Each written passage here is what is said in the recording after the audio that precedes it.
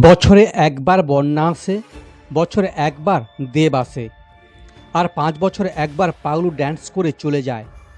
মানুষ ভোট দিয়ে দেয়, তারপর সারা বছর ধরে গালাগাল করতে থাকে।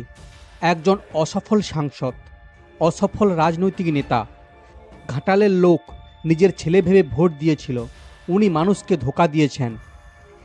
তিনবার সাংসদ হয়েও ঘাটালের অব্যবস্থার পরিবর্তন করতে পারেনি।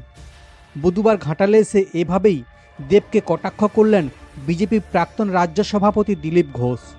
দিলীপ ঘোষ বন্যা পরিদর্শন করার পর কার্যত দেবের ওপর ক্ষোভে ফেটে পড়েন।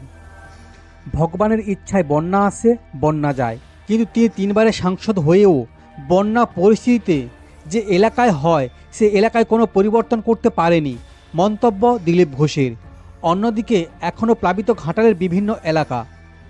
আর এই জল যন্ত্রণার মাঝেই ঘাটালে বুধবার যান সাংসদ দীপক অধিকারী অর্থাৎ দেব।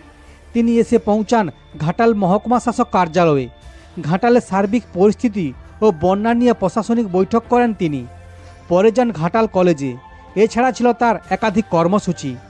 এদিন দেব ছাড়াও উপস্থিত আছেন স্বাস্থ্য সচিব, পিএইচই দপ্তরের সচিব, জেলা প্রশাসনের সমস্ত আধিকারিক থেকে শুরু করে একাধিক রাজ্য প্রশাসনের আধিকারিকেরা। চলতি বছরে 2 মাসে ঘাটালের মানুষ 4বার বন্যার মুখোমুখি হয়েছেন। ঘাটালের সাংসদ দীপক অধিকারী অর্থাৎ দেব বুধবার যান সেখানে। তার আগে ঘাটালের বিভিন্ন এলাকায় দেবের নামে পোস্টার পড়ল। দেবকে প্রতারক এমপি এবং সেচমন্ত্রী মানস ভূঁইয়াকে প্রতারক সেচমন্ত্রী বলে পোস্টারে ছড়াছড়ি ঘাটালের বিভিন্ন এলাকায়।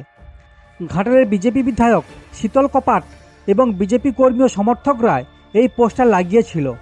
ঘাটাল মাস্টার প্ল্যান সহ একাধিক ইস্যুতে দেব ও মন্ত্রী মানস রঞ্জন ভূঁইয়ার বিরুদ্ধে অভিযোগ করেন বিজেপির বিধায়ক শীতল কপাট।